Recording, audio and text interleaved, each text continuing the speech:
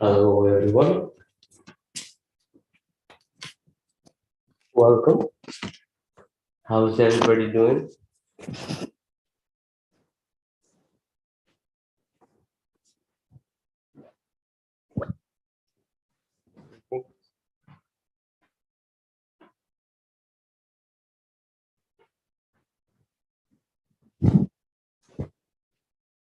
So, first of all, everyone,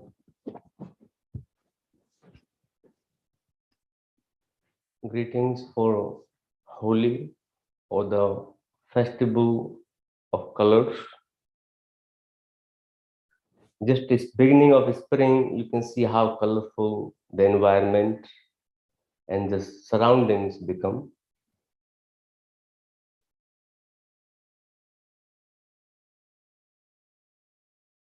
It is the day if within the communities when you live, there is many things happen, or you hold a certain resentments to each other, one other within the families and communities.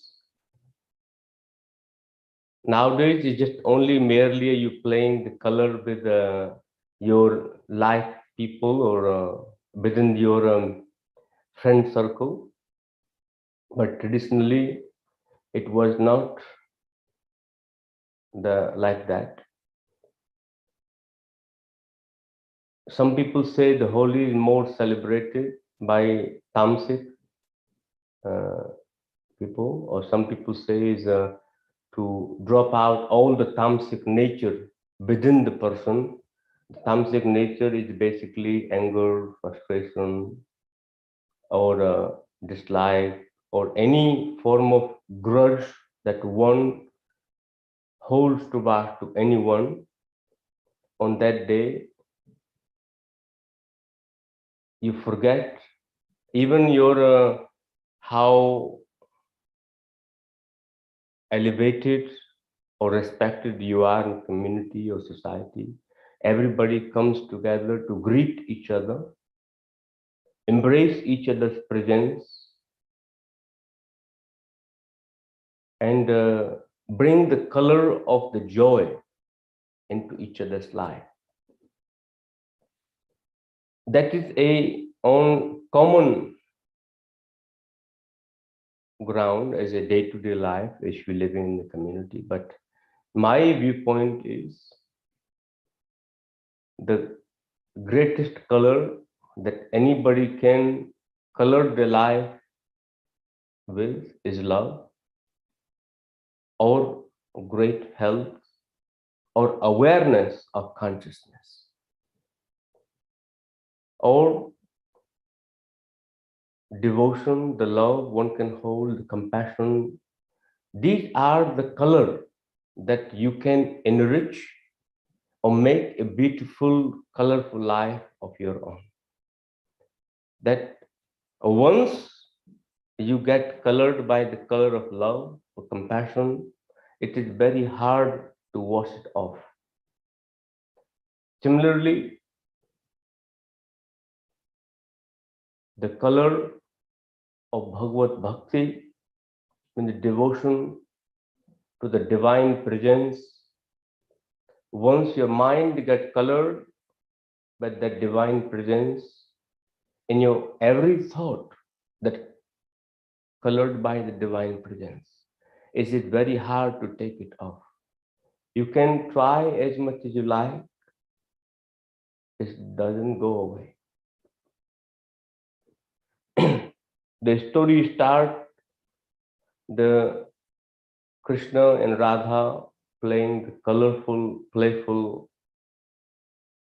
to each other, but their relation was just of love, not a throwing color at each other. Their presence was enriched by the divine love. So if one really like to understand the Holi, start dropping the frustration, the hatred jealousy, anger inside. You start coloring the life with compassion, love, kindness, devotion, even a desire to transform. That can also be a good desire, good color to have in your mind. But not just only have desire, but try to implement what you can to empower, transform, and make a greater well-being out of your stuck mind or whatever state of mind you are at. You always have possibility to craft, possibility to transform, possibility to grow. Remember, if you say that I do not need to grow, I am complete, that will be a big statement to make, but I don't think that your growth ever stops or your transformation can stop till it can stop till you completely become omnipresent or completely surrender or reach to the consciousness or the highest consciousness. In that point, when your ego dissolves, the mind dissolves, there is nothing other than the higher consciousness that living through your body at that time. Yes, as long as there is a temptation and control of the senses, it is little limited. Today, I think yesterday was a full moon or day before yesterday. And I'll also last week, I was going to talk about the Women International Women's Day. Somebody said you never said anything about those days. You don't talk about Green Day or the Climate Day, the Women's Day, Mother's Day, Father's Day, or Happy Day. There are so many days created by capitalist or merchandise concept of it. It's great that you like to celebrate. And personally, in my opinion, I think celebrating Women's Day only one day a year is actually injustice to the presence of feminine energy in the community and society. Without women, you will not have your nonas and your grandmothers. They are always present. Your presence of born in this body, it comes from a woman, from feminine energy. You yourself, a woman, partly, you have feminine energy. The qualities of it may not have the gender or sex, but qualities does exist. You will not have a wife, partner, lover. You will not have a sister. You will not have a daughter. Can you imagine a one person similarly apply to your father, grandfather, father, your brother, your son? Or you say the one day is a men's day. Your father is always there. Mother is always there. A women's day especially, I think all the women should create a revolution against it, not to celebrate only once a day, once a year, Women's Day. Women's Day should be celebrated every day, not just only one day a year. Because the woman exists in everybody's life in a different role, day to day. Celebrating one day a year is actually, in my personal opinion, is not a good justice. You can't remember one day, I'm grateful for the woman that presents in society, then the rest of the year, I forget about it. Always have a gratitude. I believe personally, without women, you will not, doesn't matter who you are, you will not be in this body. Have enough gratitude for it. So reasons I don't really say anything on those days, because I find day just only becomes like you send emoji and the copy paste kind of text messages and ongoing GIF, what do you call it, GIFs. It looks great, but just only for momentary. But I rather have gratitude for a woman in the life from day to day, every day. So that will be the more interesting. If you do celebrate, make sure you do tell. Please, grateful for me every day, not just only one day a year. So similarly to the environment, the nature gives you life every day, but you only think about climate and environment one day, and the rest of the day you pollute the environment. What is the use of celebrating International Environment Day, where on the name of celebration, on the very name of celebration, you are polluting the environment? So much of your cars and other things have come along different ways. And gathering, you have flown so far away from each other. That is not an environment day. This mode having a politics of environment day to discuss and tell other people how not to do it, but we can do it ourselves. So there is a lot of things or hypocrisy around the days we celebrate. That is the good part of commercial. So some of you have complained and asked, why do not I say anything about those things? Because I find them too much of a hypocrite, and second, commercialize. Other celebrations you can celebrate, but celebration is also every day. I have a couple of questions from today's Sangha. There is somebody saying, can yoga help or cure the eye twitching? There are many superstitions related to the eye twitching. Is that true? If you are tired, point one, if you are tired working in front of a screen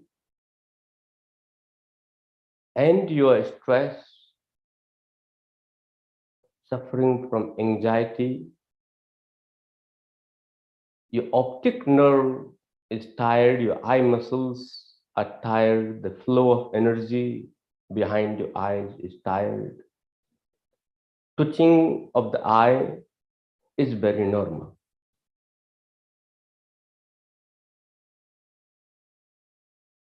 Can yoga cure the twitching of eyes? Is it happening constantly, permanently? Are you under pressure or stress? Meditation and yoga can definitely help.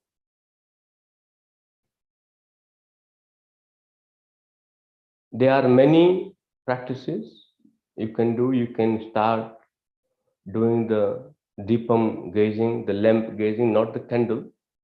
That can help. Or start looking into the long, vast space of greenery, keeping the eyes open. That can help. Simply giving a gentle massage to your face, tapping around your eyebrow and eye socket and temples can help. Practicing meditation with eyes closed, but not squeezing your eyes or looking into your third eye. Just resting the energy behind your eyes and observing whatever you perceive. If it's pitching is happening, just resting, that can help. Other practice you can do is simply lay down in savasana and just relax your body. that can actually help after a good asana practice, savasana, or relaxation can be very helpful. So, related to superstitions, can you imagine if your both eyes are touching same time? You can't do anything. Some people say that if your right twitching, left twitching, you're about to have a fight or about to see something beautiful. I can see beauty, even my both eyes are twitching if I have ability to see it. You can not even see the beauty if your eyes are not twitching and perfectly relaxed, you can open them. If your mind is not ready to see it, you can't see it at all. And I know some people, they not a single eye is twitching. They are constantly looking for a fight. And if they are not fight is happening, they're finding a reason to fight. If not fight happen, they start fighting with themselves, which is majority of people. So that means your third eye is twitching. If you're fighting with yourself, your third eye is twitching. Pallavi, my personal opinion, I do not believe in such superstitions of the eye twitching. Remember, sometime when your mind is so insecure, if mind is very insecure, and if mind is looking to believe everything and anything, and you will make things that does not actually even exist. Your imagination becomes so vast and so creative. Your mind becomes very creative certain time when you're looking to believe. I remember there was a, like a sometime when you lie down in the grass and beautiful clouds hanging upon your head and hiding the blue sky, and patches of blue sky coming through the clouds, and you can making the shapes with your mind. Sometimes you see an elephant, and next to lying somebody will see a camel or maybe some other shapes and figures. So that is your imagination of mind, the figures you're creating. Same thing applies sometimes to superstitions or believing. So personally, I don't believe superstitions. I grew up in the village. I remember they, some people in the village believes if you see first thing when you wake up going out, if you see a widow person's face, your trip is not going to be fruitful.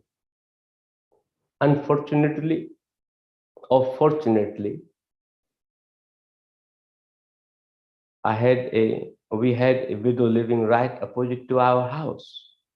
Every time I go to a school, I say thank you to her and give her gratitude. She was a very elderly woman.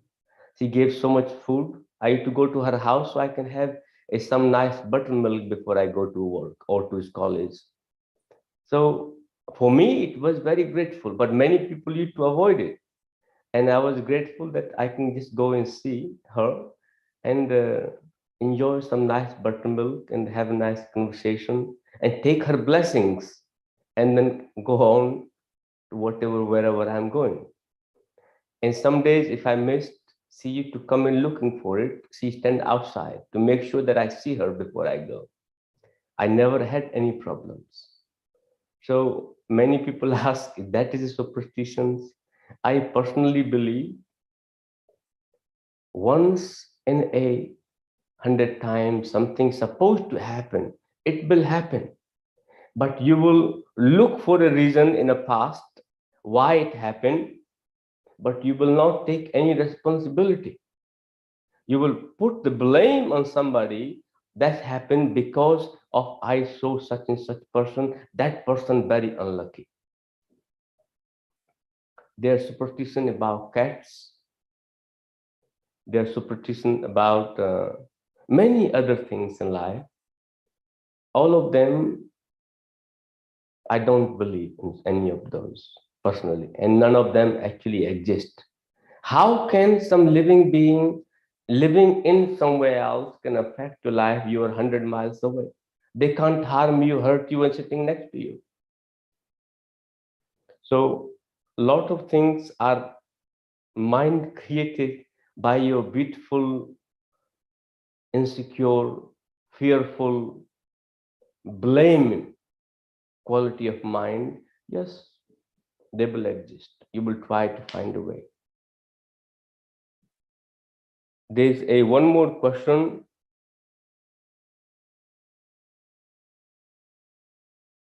Somebody probably talking about yoga. I definitely fear trying.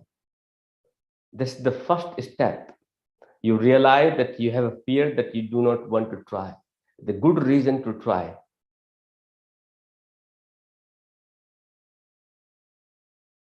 Jules Turner probably talking about yoga. I definitely fear trying. It is knowing where to start gently. Start meditation, most easy. Start savasana practice, simple, easy. Or start mindful breathing. Go for a good walk, but make sure do not take a company with you, not even your iPod or your phone plugged into your ear. I want you to enjoy the walk, enjoy the nature, enjoy the sound of your feet as you are walking. Totally mindful of your whole body when you go for a walk.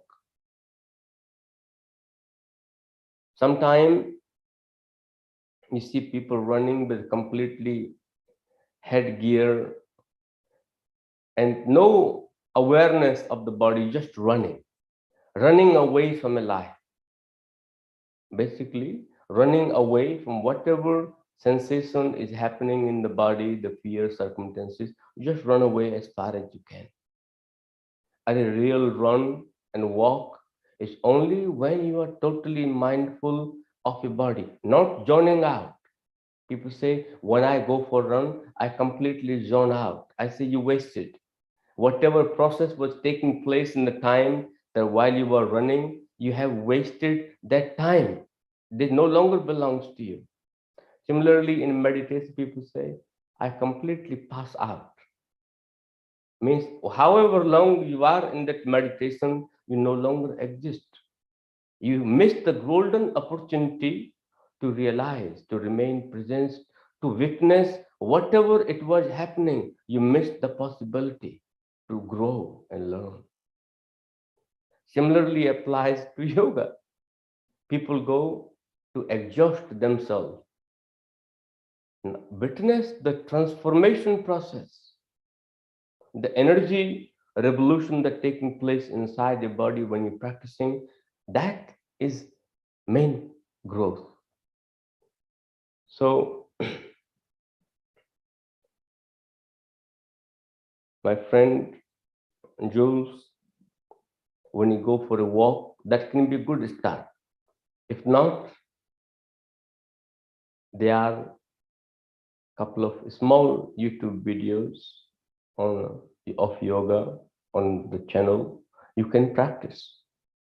Whatever you can, just gently start moving the body. Or come to Sangha. You get at least inspiration to try something different.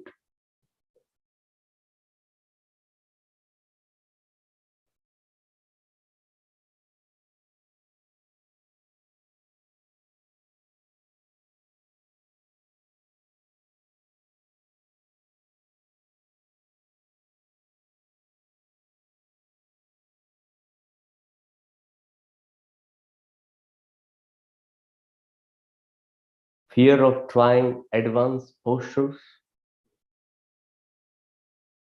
You may have fear of advanced postures. I had somebody practicing crane posture in the recent class, and they banged the nose on the floor. And can you imagine? It's such a great pride when you're trying a advanced posture and you bang the nose on the floor. So nose represents the pride. It's that, what do you call it? This expression of it, yeah. And you fall over in crane posture, and precisely you are so proud that you can do great crane posture, or you want to advance the crane posture. When you're trying something, you fall over, don't feel sorry, go back again. Find a great teacher. Find a teacher who helps you, teach you without falling. When you're trying any advanced asana, prepare your body properly. Understand the anatomy of the posture, the movement of the posture.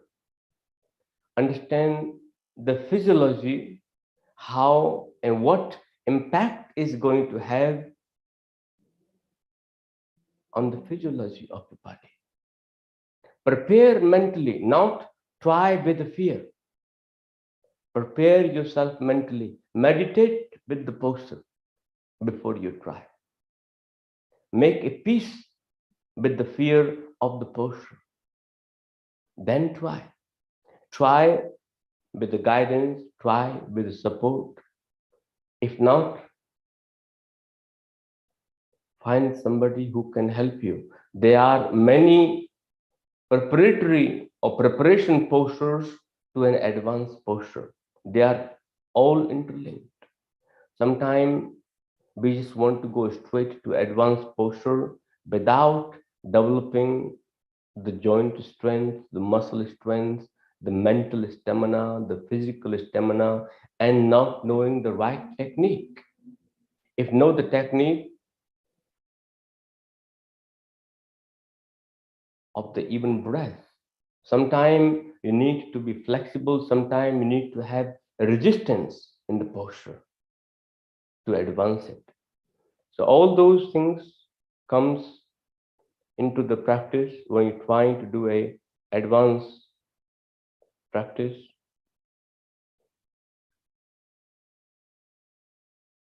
Somebody asking, Aline, how do I grow hairs in my bald patches on my head? Simple is don't let them fall off. First place, maintain the healthier lifestyle. If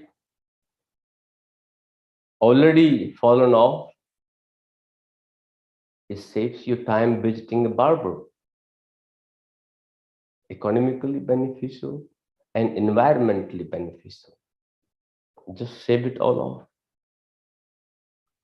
And you do not have a concern about not having hair. Nowadays, there is a technique of the hair implant. If you can afford it, find a surgeon who can plant the hairs as like planting seedlings. This is one way of doing it. Preventative part of it, yes, yoga and meditation can help. Growth part of it, it can help reduce the stress, open the pores of your head,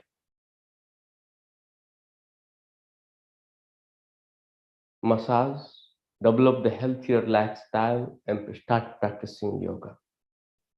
Especially inversion, healthier circulation in your body can help the growth of your hair, balanced diet, and less stress, mental as well as circumstances stress that are taken from other people. And don't stress about bald patches. That can also become a stress. So there are many ways you can work through it. Better to see a doctor who is a hair specialist. Yoga only believes and helps in preventative understanding. But I have seen somebody teaching yoga class for hair growth. Any yoga posture will help you if you practice a balanced practice. Yoga is basically balancing the hormone level in your body, balancing your metabolism, circulatory system, your respiratory system, awareness of the body, opening the pores of your body. All that leads to healthier lifestyle. So, Aline, personal opinion, choose a healthier lifestyle, start implementing something that can reduce the stress level or whatever have caused the bald patches, or make a peace with them.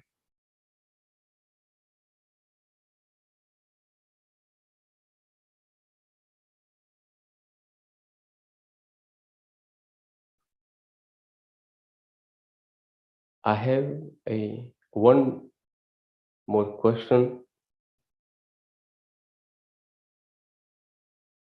Can we design our destiny?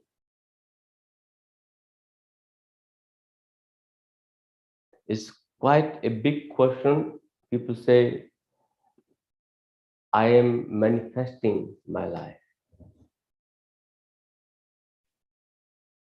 Absolutely, you can design your destiny. You can manifest your life. That can, depending how you align your karma, whatever you want to manifest with, how you align your karma to the destiny you want to create. There are many views. Today, whatever karma I'm doing, how do I know that I do not supposed to do that karma? Say, I'm creating this karma to manifest that something in the future and claim I manifested that.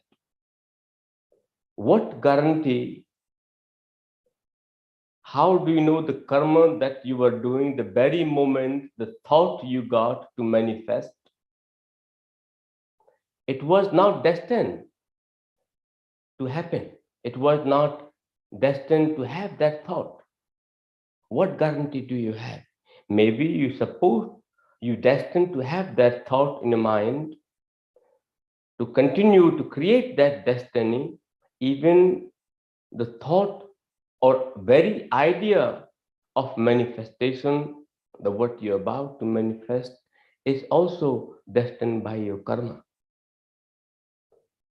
If you talking about to recreate your destiny, yes, you can. Only if you are bound by samskaras from previous life, karmas from this life,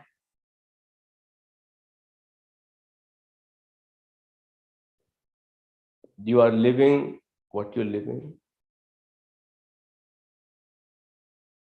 You're going into a direction to live with the law of karma.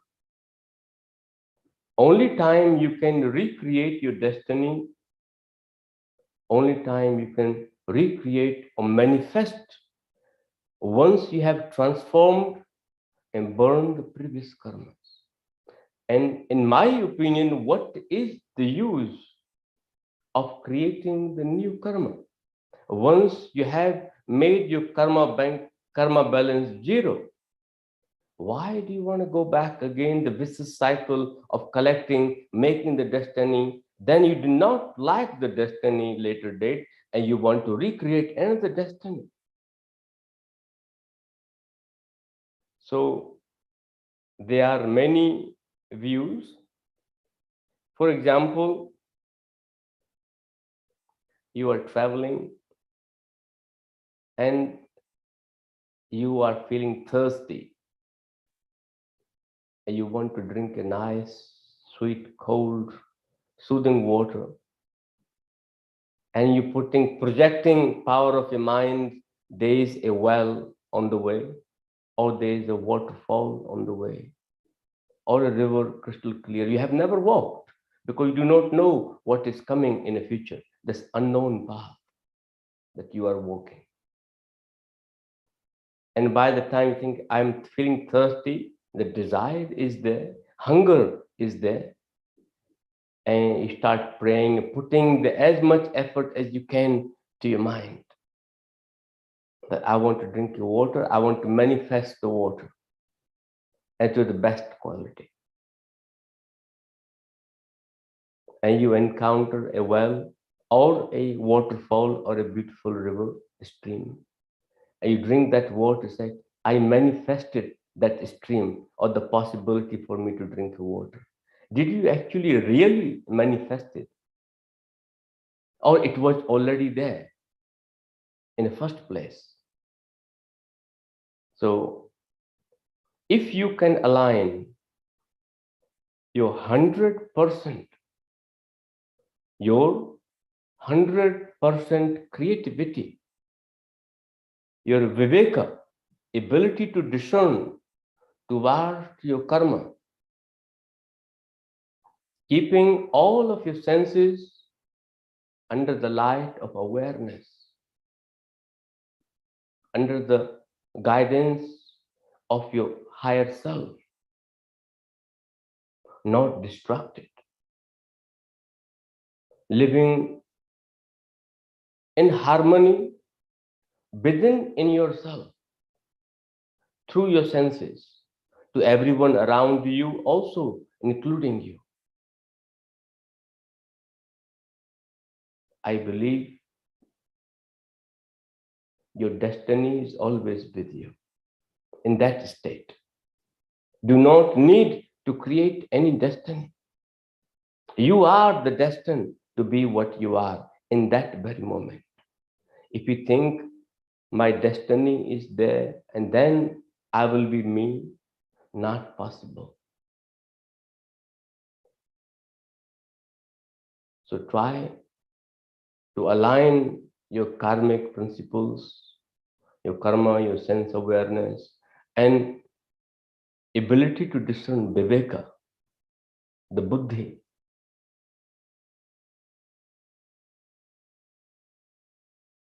You become the destiny.